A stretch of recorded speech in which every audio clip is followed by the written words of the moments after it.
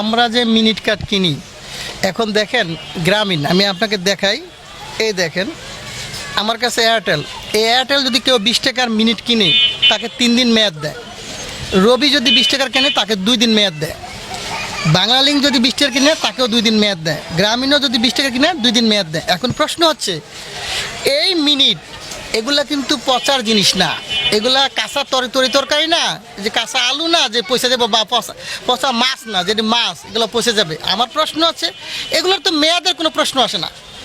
মানুষ, আমরা যে ওষুধ কিনি সে ওষুধ খায় মানুষ মারা যায়, সেই জিনিসের মেয়াদ হয় 1 থেকে 1.5 বছর বা 2 বছর, কিন্তু এগুলো মাত্র 24 ঘন্টা মেয়াদ দেয়। এখন ধরুন আমরা বাংলাদেশে এই মোবাইল ব্যবহার করি 19 কোটি লোক। আমরা যদি কোনো কারণে আমরা 19 কোটি লোক যদি আমরা একদিন মোবাইল ব্যবহার না করি, যদি আমরা সবাই মেয়াদ বললাম রিচার্জ করলাম, করার পরে যদি আমরা ব্যবহার না করি 24 ঘন্টা পরে কিন্তু পুরো 19 কোটি লোকের টাকাই কোম্পানি নিয়ে যাবে। কিন্তু আমার প্রশ্ন হচ্ছে এই কোম্পানি কি এই টাকাগুলো কি কোম্পানি না আমাদের রক্তের টাকা? আমরা কষ্ট করি, পরিশ্রম করি, কেউ চাকরি করে, কেউ ব্যবসা করে, তাদের পরিশ্রমের টাকা দিয়ে কিন্তু তারা রিচার্জ বা এমবি কিনে, সেটাকে মেয়াদ দেয়া এটা নিয়ে যাবে, এটা আসলে আমার দৃষ্টিতে এটা খুবই অন্যায়। আমি চাই এই কোম্পানিগুলো বাংলাদেশের কোনো লোক থেকে একটি টাকাও যেন মেয়াদের যে সিস্টেম, এই সিস্টেম করে যাতে কেউ টাকা না নিতে পারে, এই বিষয়ে আমি মাননীয় মন্ত্রীকে সেখানে গণশুনানি ছিল যে বিটিআরসির অফিসে, আমি তাকে প্রশ্ন করেছিলাম যে বাংলাদেশের কোটি কোটি টাকা এই কোম্পানি সিস্টেমের মাধ্যমে নিয়ে যাচ্ছে। আমার প্রশ্ন হচ্ছে কেন সিস্টেম করে তারা কেন নিয়ে যাবে? এগুলো তো মেয়াদের প্রয়োজন নেই, এগুলো আনলিমিটেড ব্যবহার করবে জনগণ। আমার ইচ্ছা, আমার যতক্ষণ মনে চায় আমি আমার আত্মীয় স্বজনের সাথে কথা বলবো, আজকে ভালো লাগে না আগামীকাল বলবো, তা ভালো লাগে না আর 2 দিন পরে বলবো। কিন্তু আপনি যদি মেয়াদ দিয়ে সিস্টেম করে এভাবে হাজার হাজার কোটি টাকা নিয়ে যান, তাহলে আমরা জনগণ কোথায় যাব? আরেকটা প্রশ্ন হচ্ছে এই টাকা তো তারা নিয়ে যাচ্ছে, এটা তো বাংলাদেশ সরকার সেখানে পাচ্ছে না। এমন হতো যে আমাদের এই টাকা জনগণ থেকে তারা সিস্টেম করে কোটি কোটি টাকা তারা নিয়ে যাচ্ছে, এই টাকাটার মধ্যে সরকারের খাতে থাকতো তাহলে একটা কথা ছিল। আসলে এই টাকাটা কিন্তু তাদের ব্যক্তিগত কোষাগারে চলে যাচ্ছে, কোম্পানির কোষাগারে। আমরা চাচ্ছি যাতে কোনো কোম্পানি অদূর ভবিষ্যতে এই ধরনের কাজ না করতে পারে। আর আমি জানি, আমি এতটুকু শুনেছি, আমি সেদিন জজ কোর্টে গিয়েছিলাম, সেখানে এক উকিল আমাকে বললো যে ভাই আপনার একটা বক্তব্য দেখলাম, সেখানে হাইকোর্টও চায়, হাইকোর্টের বিচারপতিগণও চায় যাতে এইগুলোর মেয়াদ থাকার কোনো প্রয়োজন নেই। সেই হিসাবে আমিও চাই এগুলোর আসলে মেয়াদের কোনো প্রয়োজন। বাংলাদেশে যারা সুশীল সমাজ আছে আপনি চাই যে আপনারা সবাই আমাদের সাথে, আমি যে উত্থাপন করেছি প্রস্তাবটা, আপনারা সবাই প্রতিবাদ করবেন। আপনাদের এটা কোনো মেয়াদের প্রয়োজন নাই, সবাই যদি একসাথে আমরা প্রতিবাদ করি অবশ্যই বাংলাদেশ থেকে এই মেয়াদটা উঠে যাবে। আমার এই জিনিসটা হচ্ছে, আমি এর আগে একটা অনুষ্ঠানে গেছিলাম, এই বিটিআরসির গণশুনানির পূর্বে আরেকটা অনুষ্ঠানে আমি গেছিলাম, সেখানে আমি দেখলাম যে অ্যামটবের মহাসচিবরা উপস্থিত ছিলেন। আমি সেদিনও তাদের কাছে বলেছি এই কোম্পানিগুলো বাংলাদেশ থেকে কোটি কোটি টাকা এই সিস্টেমের মাধ্যমে মানে ফালায় নিয়ে যাচ্ছে, আপনারা এই সিস্টেমটাকে বন্ধ করেন।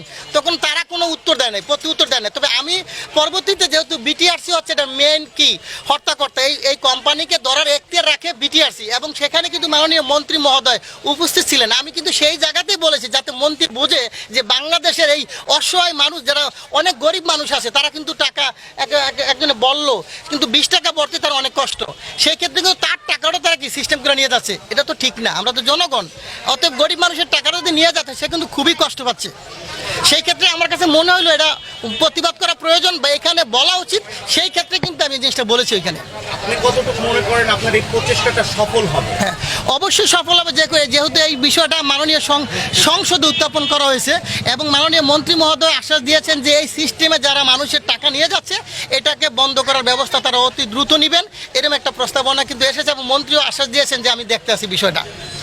এটা বন্ধ হয়ে কি চালু করলে জনগণের উপকার হবে, এর প্রেক্ষাপটে কি করা? না, এটা বন্ধ হলে তো অবশ্যই আপনি এটা আনলিমিটেড করে দিবেন, জনগণই যখন ইচ্ছা ব্যবহার করব, যখন ইচ্ছা তার প্রয়োজনে ব্যবহার করব, প্রয়োজনে ব্যবহার করবে না, তাহলে তো মানুষের টাকাগুলো বেঁচে গেল, কেউ তো নিতে পারলো না। আমার টাকা আপনি কেন কেটে নেবেন ভাই?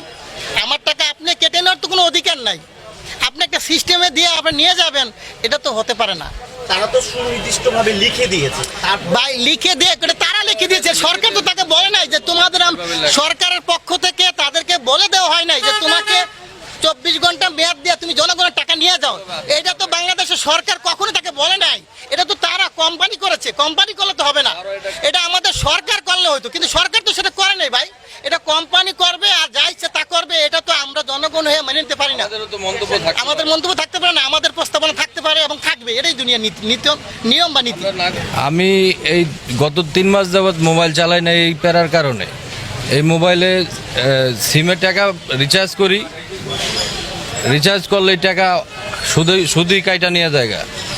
আর মিনিট মিনিট কিনলে মনে করেন কথা না কইলে একদিন রাইখা দিলাম, আজকে হয়তো আমার মনে নাই আত্মীয় স্বজন লয়ে কথা বলবো, কালকে বলবো, এই বললে রাইখা দিই, কালকের পরের দিন দেখি যে মিনিট শুধুই কাইটা নিয়ে যায়। হ্যাঁ, ভুলু ভাই টপিকটা আমি যৌক্তিক পর্যায়ে দেখি আর কি, উনি যা বলছে যৌক্তিক কথাই বলছে।